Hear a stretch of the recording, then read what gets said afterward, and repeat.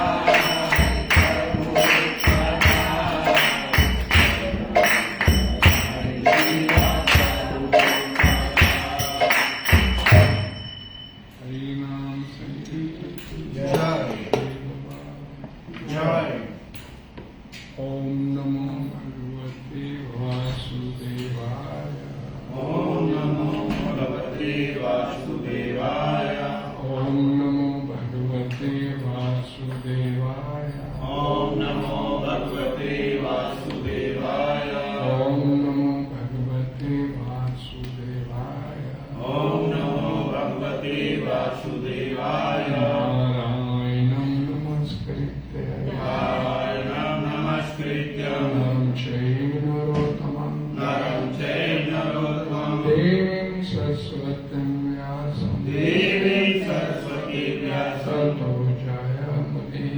ततो जयमुदीरये नमस्कृतायेषु अभद्रेषु नित्यं भागवतसेवया भगवतीयुक्तं श्लोके भक्तिर्भवति निष्ठिकी कृष्णाय वासुदेवाय देवकीनन्दनाय च नन्दगोपकुमाराय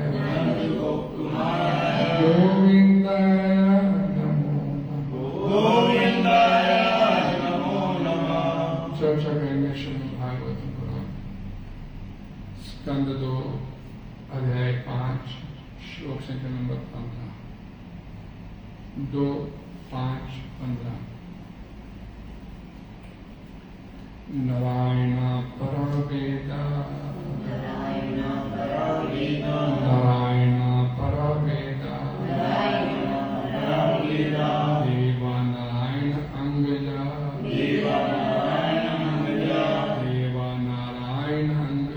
देवा नारायण अंगजा नारायण परालोका नारायण परालोका नारायण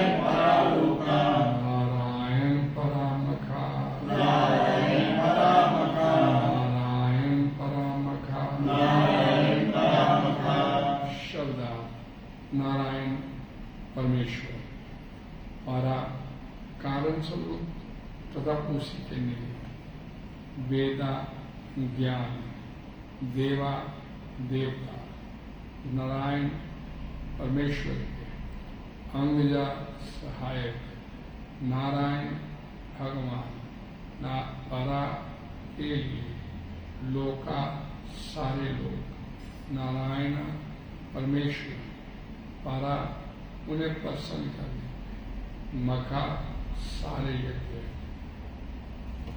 सारे वैदिक ग्रंथ परमेश्वर से ही बने हैं और उन्हीं के निमित्त हैं। देवता भी भगवान के शरीर के अंगों के उन्हीं की सेवा के लिए विभिन्न लोक भी भगवान के निमित्त हैं और विभिन्न यज्ञ उन्हीं को प्रसन्न करने के लिए संपन्न किए जाते हैं। हरे कृष्णा सारे वैदिक ग्रंथ परमेश्वर से बने हैं और उन्हीं के निमित्त हैं। देवता भी भगवान के शरीर के अंगों के रूप में उन्हीं की सेवा के लिए है। विभिन्न लोग भी भगवान के निमित्त हैं और विभिन्न यज्ञ उन्हीं को प्रसन्न करने के लिए संपन्न किए जाते हैं। आपके इस ड्राइंग के जगत गुरु श्री प्रपाद द्वारा सरल स्पष्ट ध्यान से पढ़िएगा, सुनिएगा। वेदांत सूत्र शास्त्र योनित्वा के अनुसार भगवान समस्त शास्त्रों के रचयिता है और सारे शास्त्र इन्हीं परमेश्वर को जानने के लिए। वेद का अर्थ भगवान विश्व ज्ञान। वेदों की रचना बद्ध जीव को की विस्मृत चेतना को जागृत करने के लिए हुई और ऐसा सहते जो ईश चेतना को जागृत करने वाला नहीं होता वह नारायण पर भक्तों द्वारा त्याज्य है। जिन ग्रंथों का लक्ष्य नारायण नहीं होता ऐसे भ्रामक ग्रंथ ज्ञान नहीं है, अपितु उन कौओं के क्रीड़ा स्थल हैं जो विश्व भर का चूटन खाने में रुचि रखते हैं। ज्ञान विज्ञान या कला के किसी भी ग्रंथ से नारायण का ज्ञान होना चाहिए, अन्यथा वह त्यागने योग्य है। ज्ञान की प्रगति का यही साधन है। परम पूज्य विग्रह नारायण है। पूजन के लिए देवताओं को नारायण से स्थान प्रदान किया जाता है, क्योंकि देवता तो विश्व के कार्य की व्यवस्था में सहायक होते हैं। जिस तरह किसी राज्य के अधिकारियों का आदर इसीलिए होता है क्योंकि राजा से उनका संबंध होता है। उसी तरह देवताओं की पूजा भगवान के साथ उनके संबंध के कारण होती है। भगवान से संबंध न होने पर देवताओं की पूजा अनुचित है, अविधि पूर्वक। ठीक उसी प्रकार जिस प्रकार की जड़ को ना सींचकर वृक्ष की पत्तियों तथा टहनियों को सींचना, अतः सारे देवता भी नारायण पर आश्रित रहते हैं। विभिन्न लोग इसलिए आकर्षक लगते हैं क्योंकि उनमें तरह तरह का जीवन है तथा आनंद है, जो सच्चिदानंद विग्रह की आंशिक अभिव्यक्ति है। प्रत्येक व्यक्ति शाश्वत आनंद तथा ज्ञान में जीवन चाहता है। भौतिक जगत में ऐसा आनंद तथा ज्ञान में शाश्वत जीवन उच्चतर लोकों में ही संभव है, लेकिन वहां तक पहुंचने पर वह भगवत धाम जाने के लिए उन्मुख हो सकता है। जीवन की अवधि आयु भी आनंद तथा ज्ञान की मात्रा के अनुपात एक लोक से दूसरे लोक में अधिक हो सकती है। विभिन्न लोकों में जीव की आयु हजारों लाखों साल तक बढ़ सकती है, किंतु कहीं भी शाश्वत जीवन नहीं है। किंतु जो व्यक्ति सर्वोच्च लोक अर्थात ब्रह्म लोक तक पहुंच जाता है, वह वैकुंठ लोक जाने की कामना कर सकता है, जहाँ जीवन शाश्वत है। अतः एक लोक से दूसरे लोक की यात्रा का अंत भगवान के परम लोक मध्य धाम पहुंचने पर हो जाता है, जहाँ जीवन शाश्वत है और ज्ञान तथा आनंद से पूर्ण है। जितने सारे यज्ञ किए जाते हैं वे भगवान नारायण को प्रसन्न करके उन तक पहुंचने के लिए होते हैं। और इस कलयुग के लिए जिस सर्वश्रेष्ठ यज्ञ की संस्तुति की जाती है वह संकीर्तन यज्ञ है, जो नारायण पर भक्त की भक्ति में सेवा का मूलाधार है। हरे कृष्णा हरे कृष्णा। ओम अज्ञान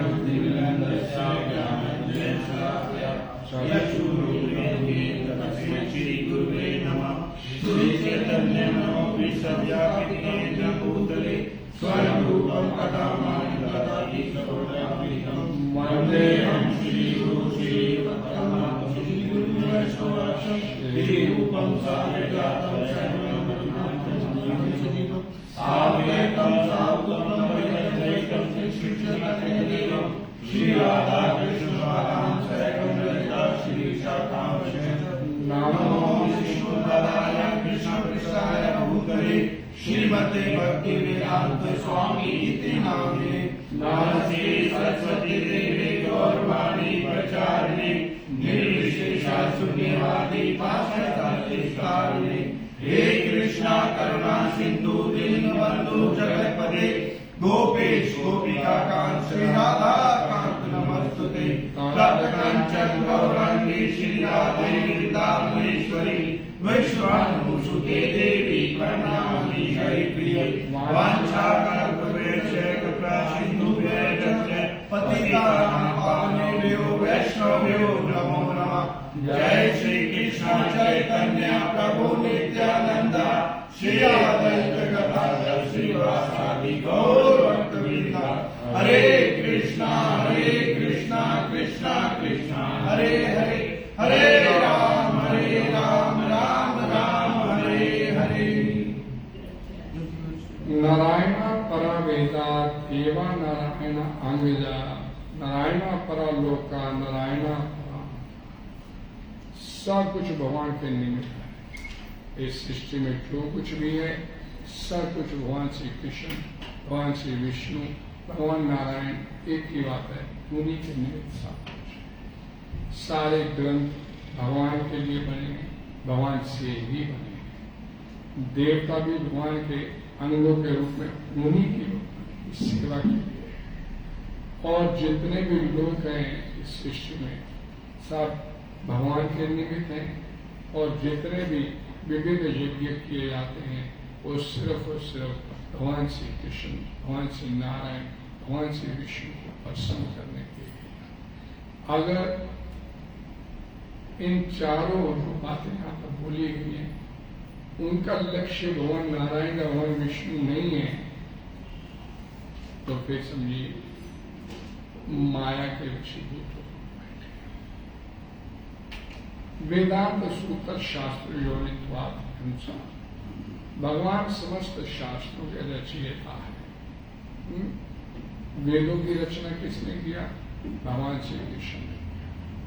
और सारे शास्त्र की रचना करने के पीछे मकसद क्या था? भगवान श्री कृष्ण को जानना। और वेद का लिटरेरी मीनिंग होता है ज्ञान प्राप्त करना, जानना। तो वेदों की रचना जो है, हम जैसे बद्ध जीव जो इस संसार में रचे रमे हुए हैं, लोग भगवान को भूल गए, जो विस्मृत किया हमने भगवान को, उस विस्मृत चेतना को जागृत करने के और कोई मकसद नहीं। जितने भी सत्संग, कथा, कीर्तन, ये सब कुछ जो कुछ भी होता है, जो हम भगवान के साथ अपना संबंध भूल गए, उस संबंध को जागृत करने के लिए, और इनका कोई इसके अलावा उद्देश्य नहीं और कोई लक्ष्य नहीं है कि येन केन च प्राकरेण, भगवान की तरफ चलना, भगवान को जानना, इसके अलावा और कोई उद्देश्य नहीं। श्रीमद् भागवतम भगवद गीता में बोला गया 15वें अध्याय के 15वें श्लोक, ज्यों जीवात्मा इस संसार में जो रचा रमा हुआ है, ये शरीर छोड़ेगा अपना, तो तत्काल पिछली से जो शरीर छोड़ा उसके बारे में उसे विस्मृति हो जाती है, भूल जाता है। अगले माता के किसी गर्भ में प्रविष्ट करवा दिया जाता है उसे, और पिछला सब खत्म, उसका भूल गया। वो क्यों भूलता है, क्यों माता के गर्भ में जाता है? उसकी वजह कि माया द्वारा भ्रमित होकर बैठा है। लेकिन भगवान द्वारा जैसे ही वो नए शरीर में आता है, तो भगवान द्वारा प्रेरित होने का और फिर से इस संसार में काम करना शुरू कर, भगवान उसे फिर वेद, पुराण, ग्रंथ, संत, महात्मा सबको मुहैया करवाता। यद्यपि जीवात्मा भूल जाता है, लेकिन भगवान उसे फिर बुद्धि देते हैं कि अपने पिछले जन्म के जो अपूर्ण, जो अधूरे काम छोड़ आया था, जो अधूरी इच्छाएं छोड़ आया था, अतृप्त इच्छाएं अपनी रह गई थी उसकी पिछले जन्म में, उनको पूरा करने के लिए भगवान फिर उसे जता योग्य से बुद्धि प्रदान करते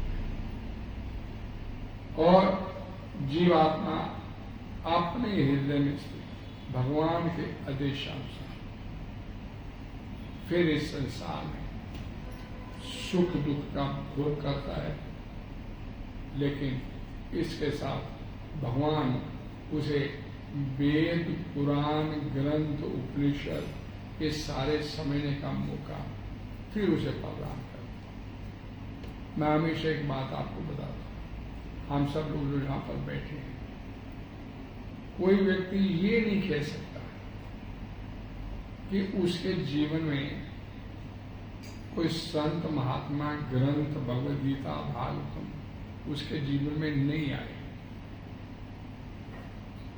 भगवान एक बार नहीं, 2 बार नहीं, हम सत्संग में बैठे ना तो 10 बार आए होंगे, यहाँ पर 20 बार आए होंगे, 100 बार आए, कहीं और भी गए होंगे किसी सत्संग में। भगवान आपको बार बार आपको ऐसे अवसर प्रदान करता है कि मेरे बारे में जान, मेरा और उसका, हमारा उसका संबंध क्या है, उस संबंध को जागृत करने के लिए भगवान आपको हर कदम पे आपको कोई ना कोई अवसर मुहैया करवाते हैं।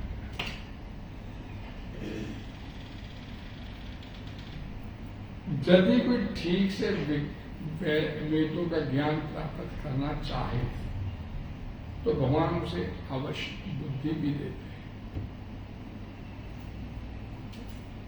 और किस लिए देते हैं वो, किस लिए ग्रंथ देते हैं, किस लिए हाथ में भगवद गीता दे देते हैं भगवान? उसकी मर्जी के बिना पता नहीं, तो उसकी मर्जी के बिना भगवद गीता आपके हाथ में है। निमित्त भगवान ने बनाया किसी न किसी को आपके हाथ में भगवद गीता देने, लेकिन हो सब कुछ उसी की मर्जी से है। वो किस लिए करते हैं कि जीव आत्मा को भगवान श्री कृष्ण को समझने की आवश्यकता है, भगवान को जानने का प्रयास करें। क्यों जानने का प्रयास करें?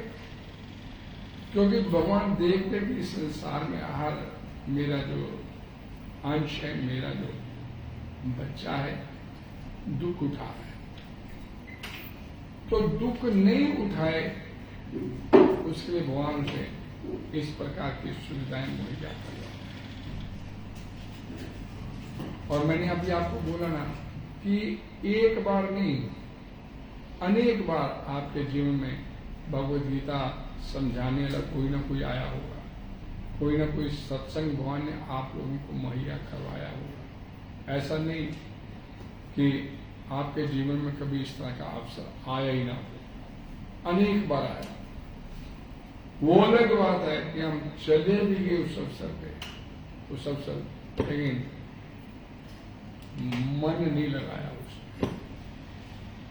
जैसे रीते गए थे वैसे रीते वापस आ जाते हैं, खाली जाते हैं सत्संग में, खाली वापस आ जाते हैं। इस बात की पुष्टि वैदिक साहित्य से भी होती है। वेदों, चारों वेदों, वेदांत सूत्र और उपनिषद, पुराण, जितने भी ये वैदिक साहित्य हैं, इनका एक ही उद्देश्य है कि भगवान के नाम, रूप, गुण, लीला का गुणगान करना। वो किस लिए कि हम जैसे जो बद्ध जीवी संसार में बैठे हैं, फंसे हुए हैं, वो किसी तरीके भगवान की महिमा को सुनेंगे और सुनने से श्रवणम, नवदा भक्ति का सबसे प्रथम अंग है। ये सबसे पावरफुल और सबसे महत्वपूर्ण विधि है भगवान के बारे में ज्ञान हासिल करने के लिए। सुनना, सुनेंगे हम लोग, कोई एक आध बात भी हमने अपने दिमाग में बिठा ली तो अपने कल्याण के लिए वो काफी है। मैंने बोला था कल भी, परसों भी कथा में, कि हमारी स्थिति क्या है, बद्ध जीव है, भटके हुए हैं, भगवान से विमुख होकर बैठ गए। तो हम थोड़ा सा भी भक्ति करते हैं तो भगवान थोड़ी सी भक्ति से बड़ा ज्यादा प्रसन्न हो जाता है। हमारी स्थिति प्रहलाद महाराज जैसी नहीं है, हमारी स्थिति ध्रुव महाराज जैसी नहीं है कि इतने कष्ट सहे, नहीं, बार बार उन्हें मारने का प्रयास किया गया लेकिन वो फिर भगवान का गुणगान करते हैं। हमारी तो स्थिति क्या है कि थोड़ा सा बुखार भी हो जाए तो सबसे पहले माला छोड़ देते हैं, फिर बुखार हो गया माला नहीं छोड़ेंगे। जबकि शास्त्र बोलते हैं कि थोड़ा सा भी आपके जीवन में कोई प्रतिकूल परिस्थिति आ गई तो माला को और मजबूती से पकड़ लीजिए, भगवान रक्षा करें। तो मैं जो आपको बोल रहा था कि यार थोड़ा सा भी कुछ करते हैं भगवान के लिए तो भगवान उतने से बड़ा प्रसन्न हो जाते हैं।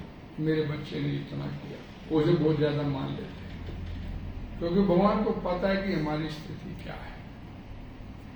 और हमारे को उत्साहित करने के लिए भक्ति में वो थोड़े से का भी आपको रिवार्ड देते हैं, उसका फल दे देते हैं कि किसी तरीके ये केन प्रकरण ये भक्ति में बना रहे। क्योंकि भक्ति में बनेंगे तो हमारे जो दुख हैं, हमारे अनर्थ हैं, जो जीवन के वो समाप्त होने की उम्मीद होती है। नहीं तो कर्मों के फल भोगते भोगते जन्म जन्मांतर बीते गए, अभी तक तो कोई राहत नहीं। वेदांत सूत्र 1:1:4 में इस बात की पुष्टि हुई है कि भगवान के चरम लक्ष्य है। तत्तु समन्वया मनुष्य 3 अवस्थाओं में सिद्धि प्राप्त करता है। वैदिक साहित्य के ज्ञान से भगवान के साथ अपने संबंध को समझा जा सकता है, विभिन्न विधियों को संपन्न करके उन तक पहुंचा जा सकता है और अंत में उस परम लक्ष्य श्री भगवान की प्राप्ति की जा सकती है। श्रीमद् भगवद गीता में 15वें अध्याय का 15वां श्लोक है। यहाँ भगवान खुद बोलते हैं, क्या है? वेदेश सर्वहारश्चहं वेद्यो वेदांत कृत एव विदेव चाहम। मैं ही वेदों के द्वारा जानने योग्य हूं, यानी वेद पुराण ग्रंथ जितने भी उनको पढ़ने का मतलब भगवान को जानना, और निस्संदेह मैं ही वेदांत का संकलन करता तथा समस्त वेदों को जानने वाला भी मैं हूं। भगवान ही है कि भगवान जाना जा सकता है। अपने बारे में भगवान आप ही वेदों में ये ज्ञान देते कि उसमें भगवान को कोई लाभ नहीं होने वाला, उसको कोई स्टार नहीं मिल जाना भगवान को, लेकिन अगर हम इस तरफ चलेंगे तो अपना कल्याण अवश्य हो जाता है 100%। श्रीमद् भागवतम पुराण में एक बड़ा सुंदर वर्णन आता है। हरे कृष्ण। हरे कृष्ण। जब वेद व्यास जी ने 4 वेदों की रचना किया, पंचम वेद के नाम पे महाभारत भी लिख दिया, 17 पुराण लिखे, 108 उपनिषद लिख दिए,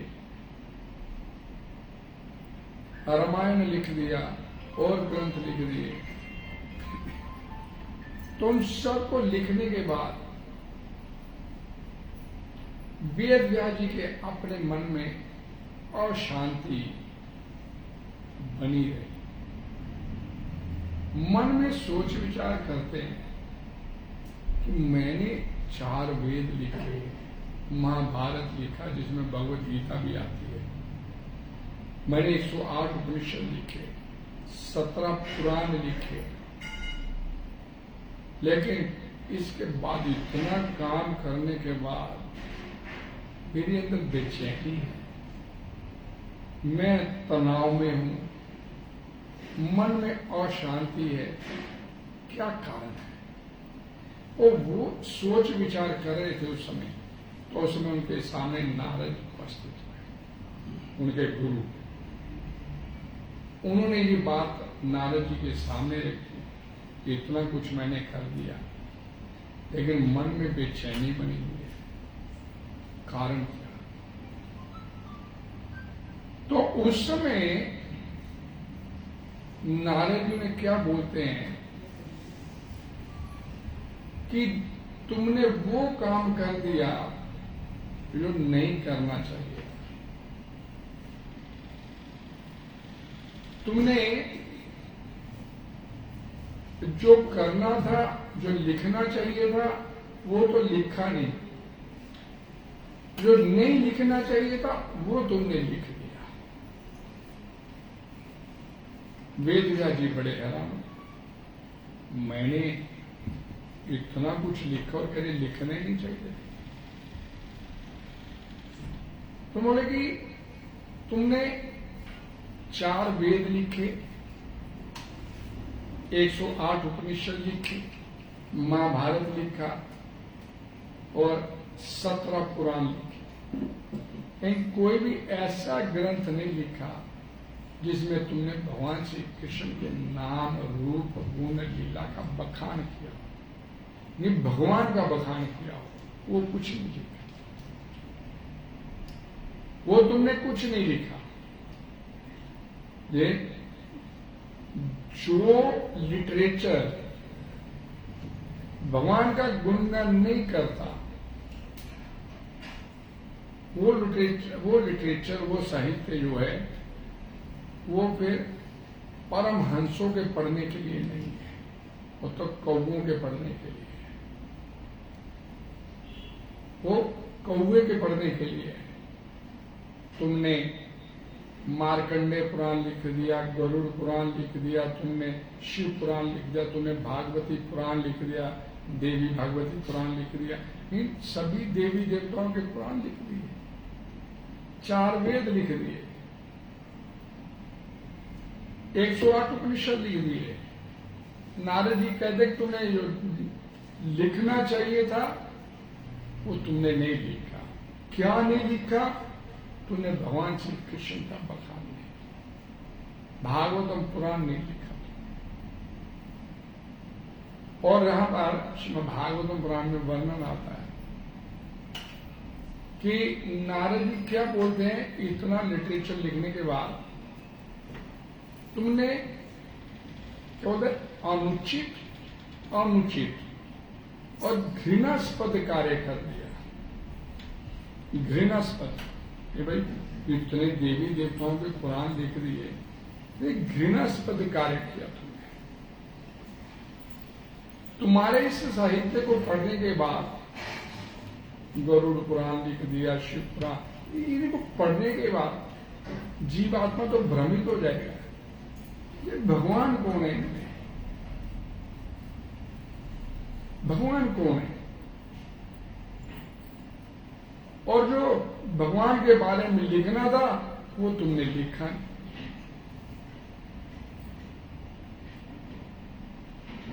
उसको अच्छी खासी फटकार लगाने के बाद, आप वेद व्यास जी देखिए कौन है, वो भी भगवान के अवतार है, और फटकार कौन लगा रहा है? नारद जी लगा रहे हैं। तो तुमने ऐसा अनुचित कार्य कर दिया जिसकी तुम्हारे से उम्मीद नहीं, और आगे वैसे भी कलयुग आने वाला है, लोग तो भ्रमित हो जाएंगे, कौन है भगवान, है कौन। यहां एक बड़ा सुंदर श्लोक आता है, जो वाणी संपूर्ण ब्रह्मांड के वायुमंडल को परिशुद्ध करने वाले भगवान की महिमा का वर्णन नहीं करती, उसे साधु पुरुष कौवों के स्थान के समान मानते हैं। क्योंकि परमहंस पुरुष दिव्य लोक के वासी होते हैं, अतः उन्हें ऐसे स्थान में कोई आनंद नहीं प्राप्त होता। जो परमहंस लोग होते हैं, जो सिर्फ भगवान के बारे में सुनना चाहते हैं, भगवान के बारे में जानना चाहते हैं, वो तुम्हारे इस लिटरेचर से कोई उनको लाभ होने वाला नहीं है, भ्रमित हो जाएंगे। उल्टा लोग ये सोचेंगे यार कौन है भगवान, कौन है। मैंने आपसे पहले एक बार बोला भी था, जब इस्कॉन की स्थापना करनी थी शिला प्रभुपाद जी ने, तो इस्कॉन की स्थापना करनी international society for Krishna consciousness, ISKCON. तो उनके डिसेपल ने सुझाव दिया कि स्वामी जी इस्कॉन की बजाय ना इस्गोन, international society for God consciousness, इसमें इसकी क्या फायदा होगा, गॉड कॉन्शियसनेस लिखेंगे तो शिव जी के भक्ति करने वाले भी हमारे साथ जुड़ेंगे, माता देवी की भक्ति करने वाले वो भी हमारे साथ जुड़ जाएंगे, और उनको भगवान मानते हैं, शिव जी की भक्ति करने वाले शिव जी को भगवान मानते हैं। तो ये सारे लोग हमारे सब, हमारा दायरा बड़ा व्यापक हो जाएगा, लोग जुड़ेंगे हमारे साथ। तो प्रभुपाद जी बोले नहीं, इस्कॉन नहीं चाहिए मेरे को, इस्कॉन चाहिए। मैं लोगों को भ्रमित नहीं करना चाहता। जो नारद जी के मार्फत हमारे को संदेश मिला श्रीमद् भागवतम पुराण में कि भगवान एक है, दैट इज कृष्णा, ये मैं बताना चाहता हूं लोगों को कि लोग भ्रमित होकर बैठे इस संसार में कि भगवान एक ही है, वो कृष्ण है, ईश्वर परमा कृष्णा सच्चिदानंद विग्रह। और कोई नहीं है। मैं भ्रमित बोल स्थिति से बाहर निकालना चाहता हूं दुनिया को। मैंने अब पीछे बताया था ना कि सेक्टर 10 के मंदिर में मैं वो शिवलिंग के पास खड़ा था, किसी कारणवश में गया था वहां, तो एक माता वहां पुजारी से पूछ रही थी, पुजारी पंडित जी ये जो ओम जय जगदीश हरे की आरती है ये कौन से भगवान की आरती है? तो पंडित जी सोच विचार में पर सभी भगवानों की है। आखिर उसने ये जवाब दिया, हर व्यक्ति भ्रमित होकर बैठे। अब पंडित जी हम कोई मार्गदर्शन करने, उन्हें भी मालूम नहीं है क्या समझ। तो प्रभा जी बोले कि गुमराह नहीं करना मेरे को, मैं बताना चाहता हूं कि वास्तव में भगवान है ही कौन। तो इसलिए ये श्लोक है कि जो वाणी संपूर्ण ब्रह्मांड के वायुमंडल को परिशुद्ध करने वाले भगवान की महिमा का वर्णन नहीं करती, उसे साधु पुरुष कौओं के स्थान के समान मानते हैं। क्योंकि परमहंस पुरुष दिव्य लोक के वासी होते हैं, अतः उन्हें ऐसे स्थान में कोई आनंद नहीं होता।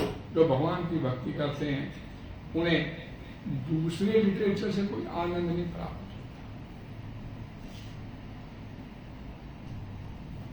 कौवे तथा हंस अपनी भिन्न भिन्न मानसिक प्रवृत्तियों के कारण एक से नहीं होते। कौवा हमेशा गंदगी पे बैठता है और हंस जो होता है वो सुंदर झील होगी, कहां पर वहां वातावरण बढ़िया होगा, वहां जाके आपको मिलेगा।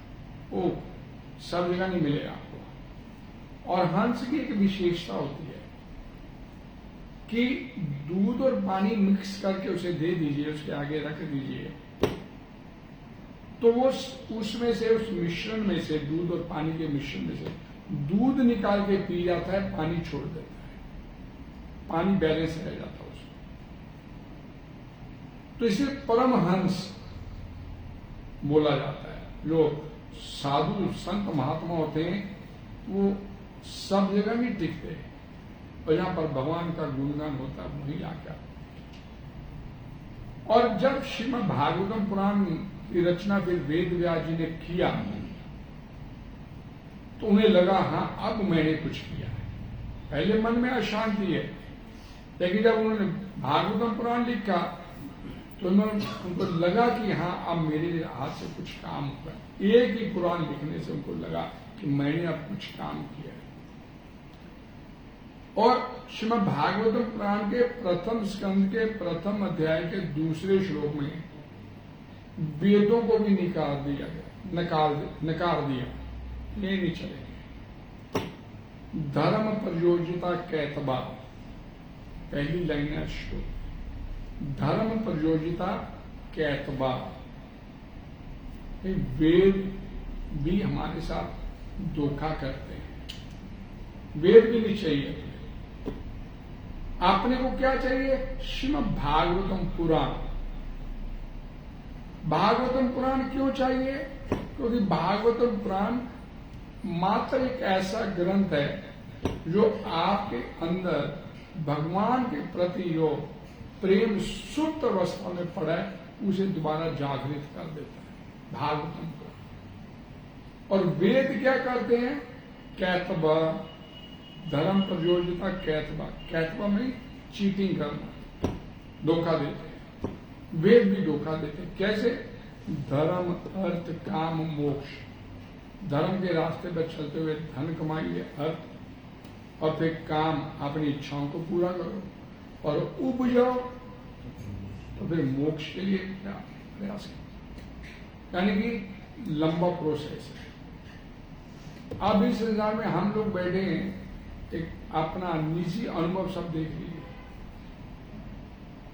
कोई, पहली बात तो इतनी कामनाएं पूरी नहीं हुई, अगर हो गई तो बताइए कोई उब गया हो, कोई उब गया हो तो बताइए।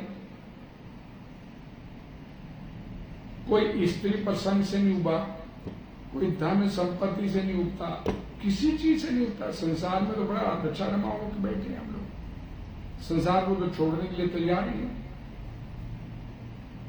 बताइए कौन संसार को छोड़ने के लिए तैयार है?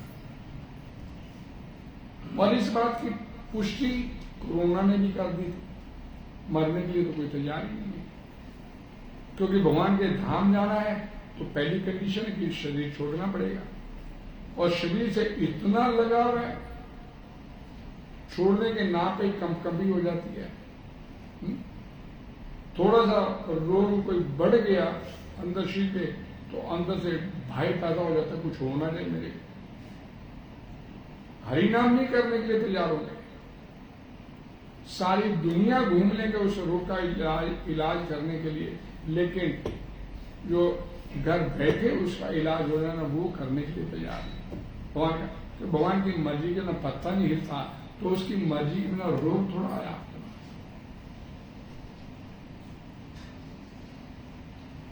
तो बोला गया कि सारी जो वैदिक साहित्य है ये इसका एक ही उद्देश्य है कि कैसे भगवान को कैसे जाना। भगवान को जान लिया जाएगा। भगवान अभी जो शाम की कथा चल रही है भगवत गीता की, यहीं पे शाम को चलती 4 से 5, उसमें टॉपिक यही है। आज 7वां अध्याय चल रहा है भगवत ज्ञान। भगवान स्वयं बता रहे हैं कोई मेरे बारे में जानना चाहता है तो वहां कहते मैं असंशयम समग्र माम यथा ज्ञाससि तत् शृणु।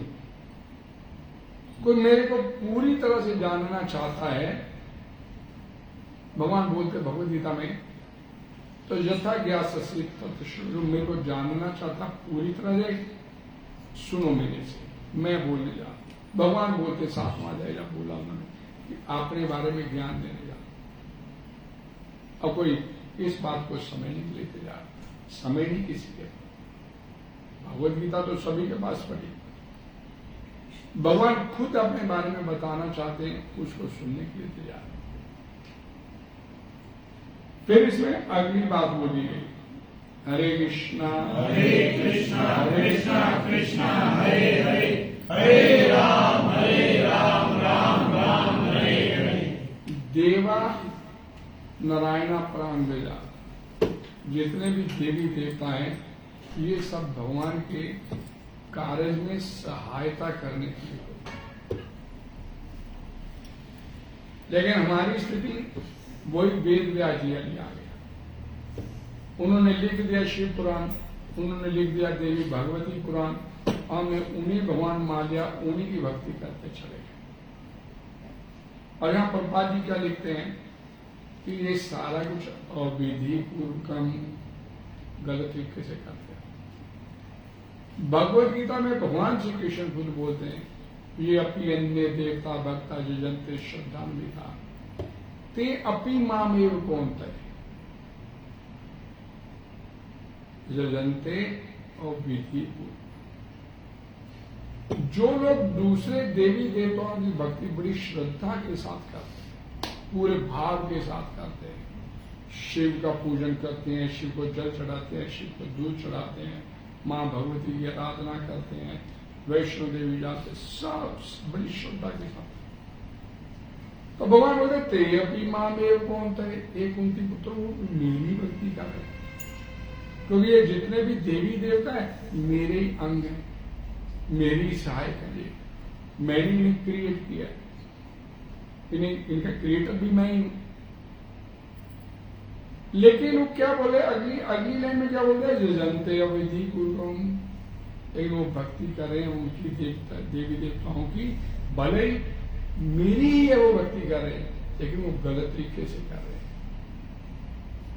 गलत तरीका क्या हो गया इसमें, जानती देवव्रता देवान पितृ जानती पितृव्रता, भूतानी जानती भूतेजिया जानती मध्या जनोपी मां। कि जो देवी देवताओं की भक्ति करेगा उसका अगला जन्म शिव की भक्ति करते तो अगला जन्म उसका शिवलोक में हो जाएगा। मां भगवती की आराधना करने में लगा तो देवी लोक में उसका अगला जन्म हो जाएगा। अब शिव लोक में या देवी लोक में या गरुड़ लोक में उसको कितनी देर तक रहने दिया जाएगा? जितनी देर की उसकी भक्ति है। उसकी भक्ति का फल समाप्त हो गया, शीने पुण्य मृत्यु लोकों में शांति, वापस फिर इस संसार में इस पृथ्वी लोक में भेज दिया। फायदा क्या हुआ? थोड़ी देर का सुख ले लिया शिवलोक में जाके, और फिर वापस आ गई इसी मृत्यु लोक। और भगवान बोलते हैं जानती मध्या जिनोपी मां, मेरी भक्ति करोगे तो मैं आपको इस संसार से, इस ब्रह्मांड से बाहर निकाल के ले जाऊंगा, मैं निकाल के ले जाऊंगा आपको। तो जितने भी देवी देवताओं की भक्ति हम लोग करते हैं, उनकी भक्ति करने से सबसे माइनस पॉइंट क्या है? फल मिलता है, सब कुछ मिलेगा, वो मांगोगे तो देने के लिए बैठे आप। जितने देवी देवताओं की भक्ति हम करते हैं, वर दे दे पहाड़ा में चलाने वाली है, देने के लिए बैठिए आप। उत्तर चाहिए, नौकरी चाहिए, पत्नी चाहिए, सब मिलेगा, लेकिन साथ में मिलता है मृत्यु संसार का चक्र, वो नहीं खत्म होता। और जो वरदान देवी देवता आपको देंगे, आपके इसी शरीर के साथ वो वरदान भी खत्म हो जाए। क्षीणे पुण्य मृत्यु लोकों में शांति, दोबारा फिर इस संसार में आपको जन्म देंगे। और भगवान श्री कृष्ण की भक्ति करते हैं तो भगवान श्री कृष्ण भगवद गीता में बोलते हैं जानती मध्य जिनोपी मां, मेरी शरण में आएगा तो मैं निकाल के ले जाऊंगा बाहर, दोबारा जन्म नहीं लेने दूंगा तेरे। Choice is yours. क्या चाहते हैं हम लोग?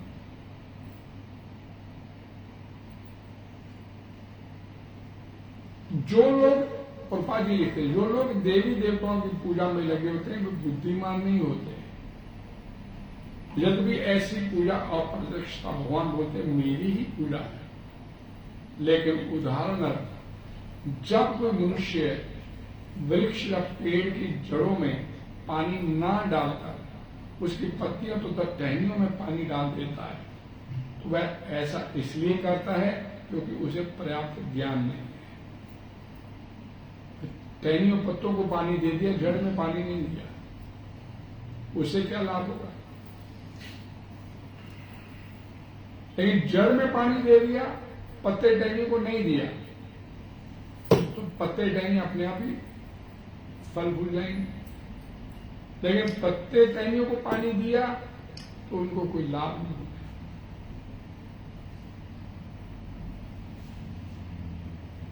इसी प्रकार शरीर के विभिन्न अंगों की सेवा करने का अर्थ आमाशय में भोजन की आपूर्ति है। शरीर के जितने अंग हमारे, भाई हाथ कमजोर है, टांग कमजोर हो गए, तो टांग को थोड़ा बहुत रोटी चपाती सब्जी बांध के टांग के साथ लगा देंगे तो उसको मिल जाएगी। पेट में डालनी पड़ेगी तो शरीर के सारे अंग पुष्ट होते चले जाएंगे। आप पेट में नहीं डाल के बाजू में 2 रोटी बांध लीजिए, मेरी बाजू बढ़िया हो जाएगी, ठीक हो जाएगी, नहीं होगा। तो जितने भी देवी देवता हैं, भगवान जहां पर शुकदेव गोस्वामी कहते हैं परीक्षित महाराज को, ये सारे के सारे मेरे सहायक हैं, मेरे कार्य में सहायता देने के लिए इनको इनकी क्रिएशन की है। ये यूनिवर्सिटी चलाने के लिए भगवान श्री कृष्ण कुछ काम नहीं करते हैं। वो तो अपने गोलोक धाम में अपने बैठे हैं, अपने आध्यात्मिक लोक में बैठे, बंसी बजा रहे, अपने बाल गोपालों के साथ आनंद लेते, खेलने का। आगे उनकी जो क्रिएशन है, कारण दक्षाई विष्णु, गर्भो दक्षाई विष्णु, क्षीरो दक्षाई विष्णु, ब्रह्मा विष्णु महेश, ये आगे जो उन्होंने अपनी खड़े किए देवी देवता, ये सारे इस ब्रह्मांड को चलाने। और कारण दक्षाई विष्णु, गर्भो दक्षाई विष्णु, क्षीरो दक्षाई विष्णु, ये सारे के सारे से इस भौतिक ब्रह्मांड को लेकर उनकी उत्पत्ति की जाती है। उनका वॉइस है कोई, अदरवाइज उनका कोई अस्तित्व नहीं है। कृष्णा इज द अल्टीमेट, उसके बाद और कुछ नहीं। इस ब्रह्मांड को चलाने के लिए वो सारी व्यवस्था करते, और आप कुछ नहीं कर रहे, वो बैठे अपने। फिर तीसरी बात यहां पर बोल दी गई, हरे कृष्णा। हरे कृष्णा। विभिन्न लोक भी भगवान के निमित्त हैं। भागवत भगवत गीता में भगवान श्री कृष्ण खुद बोलते हैं। ये तो सुखदेव गोस्वामी ज्ञान दे रहे हैं, लेकिन ये ज्ञान भगवान भगवत गीता में ऑलरेडी दे चुके हैं। क्या श्लोक है? 8वें अध्याय का 16वां निकालिए।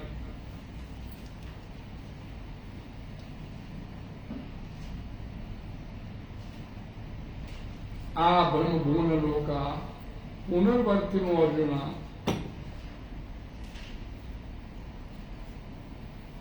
आ ब्रह्म भुवन लोका पुनर्वर्तिनो अर्जुन। हे अर्जुन, तू ब्रह्मलोक सर्वोच्च लोक से लेके निचले पताल लोक, निम्नतम लोक जितने भी हैं, किसी भी लोक में तू चला जा, सब जगह जन्म मृत्यु का चक्कर तेरा बना रहेगा। पुण्य कर्म किए तो स्वर्ग लोक में चले गए, और ऊपर कोई तपस्या किया तो तपलोक में चले गए, जनलोक में चले गए, यहां तक कि ब्रह्मलोक तक। आप ब्रह्म भुवन लोक का पुनर्वर्तनो जन्म मृत्यु का चक्कर तेरा बराबर बना रहे, ये कर। लेकिन मामुपेते तू कौन है? हे कुंती पुत्र, मामुपेते, तूने मुझे प्राप्त कर लिया। लोक नहीं चाहिए, लोकों में तू तो घूम रहा है। ये पहला जन्म नहीं हम लोगों का। इससे पहले कितनी बार स्वर्ग में गए होंगे, कितनी बार नरक में गए होंगे, कभी पाप किए, कभी पुण्य किए, कभी ऊपरी लोकों में पहुंच गए, कभी निचले लोकों में पहुंच गए, कभी कीट पकौड़े की ढोनी में भी आ गए, तो कभी देवता की ढोनी में भी पहुंचे। लेकिन ये चक्कर तेरा पुनर्वर्तन अर्जुन, ये बना रहेगा, किसी भी लोक में नहीं चला जाए। लेकिन माम उपयुक्त तू कौन है? लेकिन एक कुंती पुत्र, तूने मुझे प्राप्त कर लिया, पुनर्जन्म ना विद्यते, तेरे को दोबारा इस संसार में मैं जन्म नहीं देने दूंगा, निकाल के ले जाऊंगा तेरे को। बताइए, हमारी इतनी समझ में नहीं बात आती। बेटे हम सब लोग, एक भी व्यक्ति बताए कि वो बड़ा सुखी है इस संसार, एक भी व्यक्ति बोले, दुख उठाते चले जा रहे हैं, प्रतिकूल परिस्थितियों में जीते चले जा रहे हैं, लेकिन भगवान के साथ जुड़ने के लिए तैयार, कतई किसी स्तर पर नहीं तैयार। यही सोचे बढ़िया बढ़िया बच्ची क्या दुनिया के साथ है, वो कैंसर हो गया, वो लोगों को क्या, हमारे को क्या करेगा, टांग टूट गई, क्या करेंगे, लकड़ी के लगवा ले, लोहे के लगवा ले, गुजारा करें। अभी एडजस्टमेंट करते हैं अपनी लाइफ में, सब चीजें छोटे शांत हो रहा है, लेकिन इन दुखों से मुंह मोड़कर भगवान की तरफ चलने के लिए तैयार। समस्त योगियों को, चाहे वह कर्म योगी हो, ज्ञान योगी हो या हठ योगी, अंततः भक्ति योग या कृष्ण भावना अमृत में भक्ति की सिद्धि प्राप्त करनी होती है, तभी वे कृष्ण के दिव्य धाम को जा सकते हैं, यहां से फिर कभी वापस लौट के नहीं आते। वहां जाने का रास्ता क्या है? इन लोकों में नहीं जाया जाए, भगवान के लोक में जाया जाए, भगवान के धाम में जाया जाए, तो सिर्फ एक ही रास्ता, कृष्ण भक्ति, प्रेममयी सेवा, भगवान भक्त्या तुत अनन्या शक्य एवं विदो अर्जुना ज्ञातुम दृष्टुम च तत्वे, और साल में प्रविष्टुम च परंतप, भगवान बोलते एकमात्र मेरी अनन्य भक्ति करने से, एकमात्र भगवान श्री कृष्ण कहते हैं मेरी अनन्य भक्ति करने से, फिर किसी और की नहीं, अनन्य का मतलब किसी अन्य की नहीं, फिर मैं कृष्णा का, कृष्णा मेरे, बीच में अन्य और कोई नहीं। ये स्थिति आने के बाद भगवान बोलते थे ये स्थिति में भक्ति करेगा तो फिर तू ज्ञातुम, तू मेरे को जान सकता है, दृष्टुम, तू मेरे को देख भी सकता है, और परविष्टुम, तू मेरे को प्राप्त भी कर सकता है। लेकिन कंडीशन क्या है? प्रेममयी भक्ति बस, और कोई अल्टरनेटिव नहीं है। हठ योग, तप योग, ये योग, वो योग करेंगे तो ना साध्यति माम योग, ना सांख्यम धर्मम तुवा। उद्धव से बोलते 11वें स्कंद में भगवान श्री कृष्ण, ना साध्यति माम योग को, कोई योग साधना, कोई अष्टांग योग, ये योग, वो योग नहीं चलेगा। ना सांख्यम धर्मम उद्वा, ना कोई एनालिटिकल स्टडी मेरी करने से मेरे को प्राप्त कर सकते, ना स्वाध्याय, ना तपसा, ना त्याग, ना कोई दान त्याग, ना कोई तपस्या, ना कोई वेद पुराणों के पढ़ने से मेरी प्राप्ति नहीं हो सकती। उद्धव को बोलते भगवान श्री कृष्ण, उद्धव गीता जब उन्होंने 11वें स्कंद में आके बोली भागवतम प्राप्ति कैसे प्राप्ति हो सकती है? यथा भक्ति मम ऊर्जिता, एकमात्र मेरी प्रेममयी सेवा करने से। प्रेम से सबसे पहली, सबसे बड़ी सेवा, कुछ नहीं चाहिए उसको आपसे। हरे कृष्णा कृष्णा कृष्णा हरे हरे, हरे राम राम राम हरे हरे। प्रेम से ये उच्चारण करने से, उसका नाम उच्चारण करने से, उसको आपसे कुछ चाहिए नहीं, वो तो दे रहा है आपको सब कुछ। प्रेम से उसका नाम लेना भी हमारे से संभव नहीं हुआ। मात्र उच्चारण करने से प्रभुपाद जी बोलते हैं कि आपकी लोग जितनी भी आपकी प्रॉब्लम है, that can be solved through only chanting, chanting करने से, जपा करने। लेकिन प्रेम से, भजताम प्रीति पूर्वम ददामी बुद्धि, जो मेरा भजन प्रेम से करेगा बुद्धिमय उसे बनेगा। और किस लिए बुद्धि देगा? ये नाम जानती, मेरे तक पहुंच सके, मैं उसे बुद्धि देता। यानी कि वो आपका गाइड बनने के लिए तैयार, आपकी उंगली पकड़कर अपने पास ले जाने के लिए तैयार, और अपने से ये भी नहीं होता।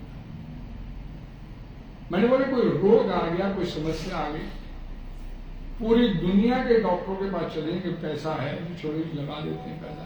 कोई जो केरला में जा, तो भाई यूएसए चले जाओ, वहां हो जाएगा, वहां चला, एनर्जी, टाइम, मनी सब कुछ लगाएंगे, लेकिन आराम से बैठ के उसके नाम का सिमरन करने के लिए तैयार।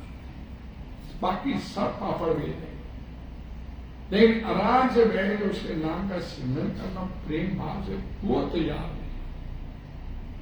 नहीं, उसी से काम होगा। गुरु ग्रंथ साहब में पूछा गया गुरु अर्जुन अंगद देव जी से, संगत ने पूछा ये दुख आते क्यों है, रोग क्यों आते हैं, क्यों समस्याएं आती हैं? बोला तो गुरु महाराज ने जवाब दिया, परमेश्वर ने भूलिया व्यापन सबे रोग, उसको याद रखेंगे तो कोई रोग नहीं आएगा, लेकिन वो ही याद नहीं होता। और भगवद गीता में भगवान श्री कृष्ण बोलते हैं तस्मात् सर्वेषु कालेषु माम अनुस्मर।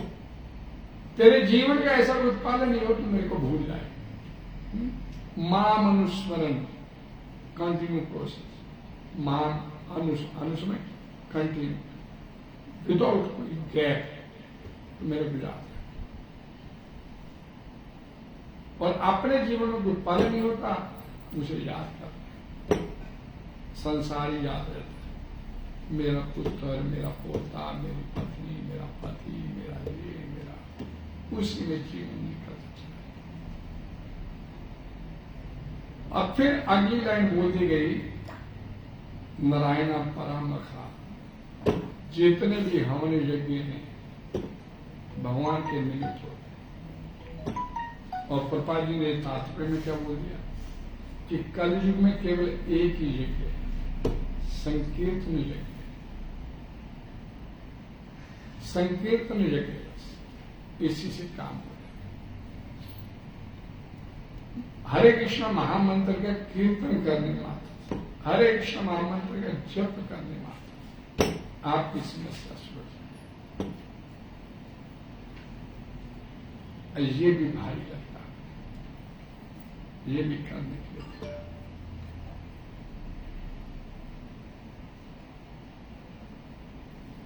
हरे कृष्णा कृष्णा कृष्णा कृष्णा हरे हरे, हरे राम राम राम हरे हरे। कोई किसी प्रकार का डिस्कशन?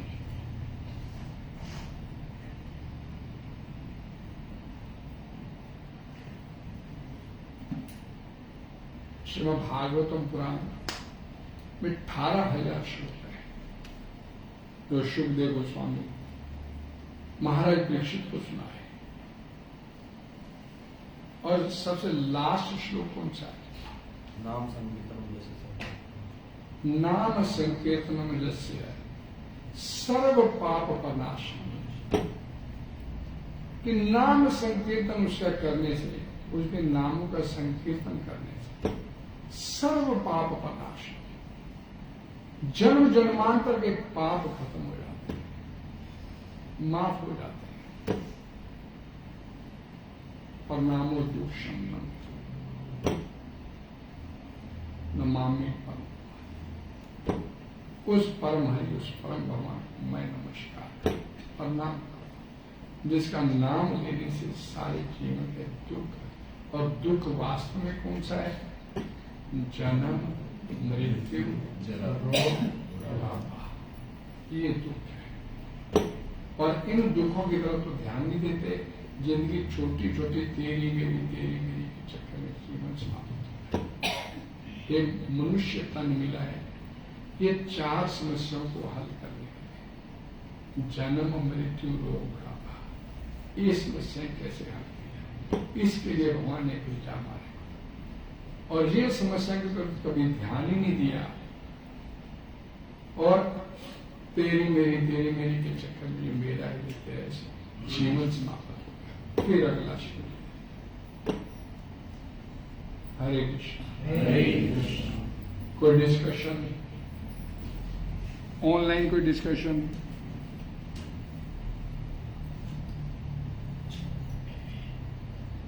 शेर भगवान की जय, ग्रंथराज भागवतम की जय। आप सबको